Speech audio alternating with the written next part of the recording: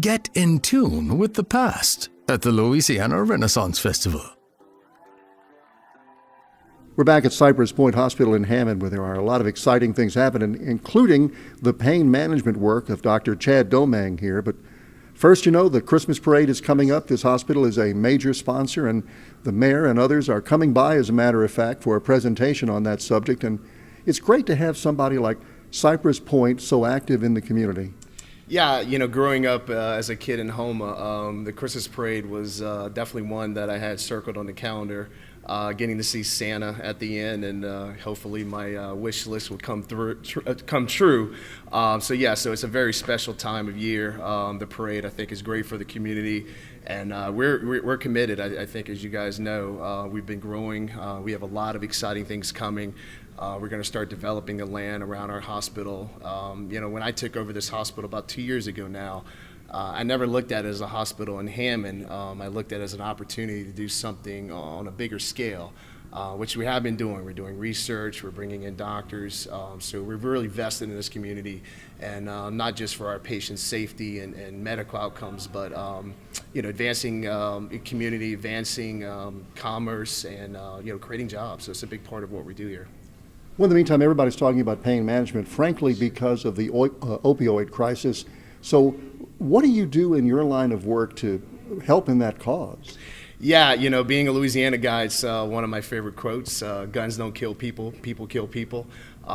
There's no doubt we have an opioid crisis on our hands. Where I did my pain fellowship in Kentucky, we wrote no narcotics. So it's a very unique fellowship. When I got here, it was kind of astounding to see what the community standard was. But I think the answer is somewhere in between. We have to do our due diligence, make sure patients are taking medicines appropriately, make sure they be given to appropriate patients. But it's frustrating for us because the government has identified a problem, and they're right for doing so. But they haven't identified a solution. And if you eliminate all the narcotics, which I think we need to decrease them significantly, people are still in pain. And the problem for us is the alternative treatments we have for pain management, sometimes the insurance companies won't approve it.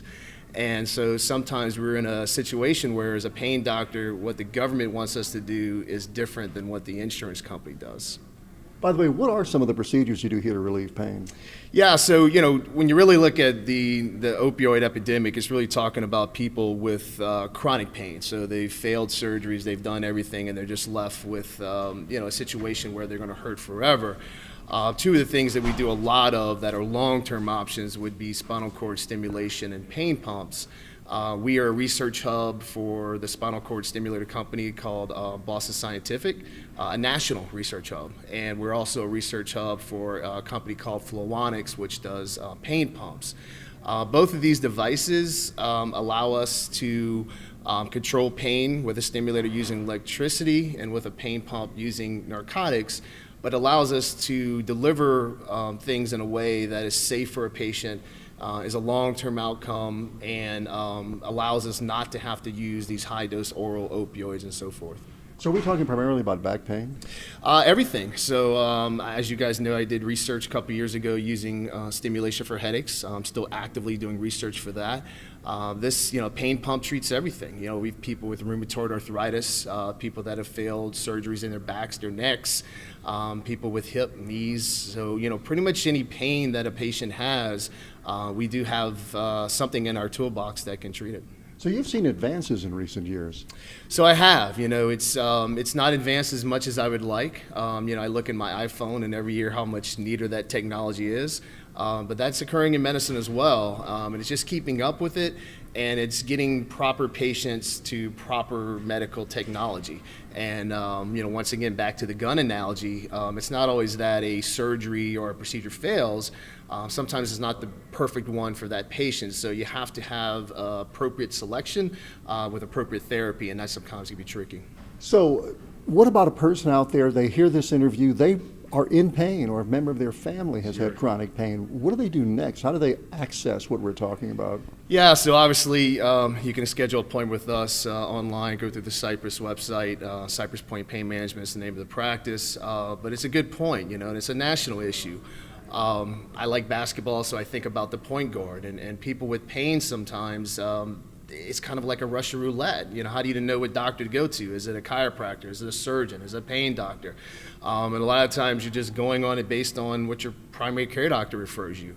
But we have to get better, and I think through technology, social media, we're advancing the ability where the average patient is now more educated to kind of find themselves the right physician that does these type of therapies, because otherwise you're kind of relying on word of mouth or a referral from a general doctor, which is not always the appropriate way to go. But I mean, a person then would go to the website, they'd make an appointment, then what happens? They come here, they're examined? Yeah, so we examine patients in clinic. We take a full history. We look at their records, look at the MRI, and then we try to create a game plan. So when I see patients, I don't always just talk about what we're doing today.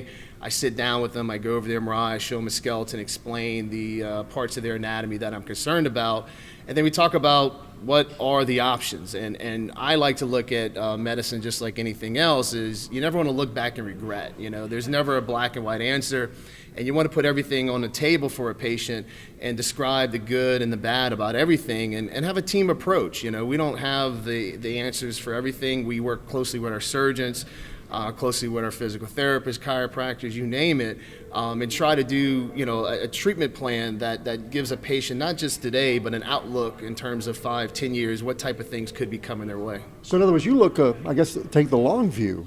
Yeah, so I'm a little bit different as a pain doctor because I did neurology first, but I think one of the things we're losing in medicine is that clinical aspect, the touching, the talking, creating that bond with a patient and getting them to be part of the treatment.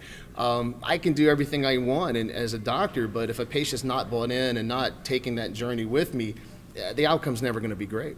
But you rely on other health professionals. Yes, absolutely. And that's what we were talking about earlier, is understanding the strengths and weaknesses of all the healthcare professionals. And by identifying that and then identifying the correct diagnosis allows us to take a patient appropriately. We never keep them in a system where they're just kind of treading water. We're constantly moving them along.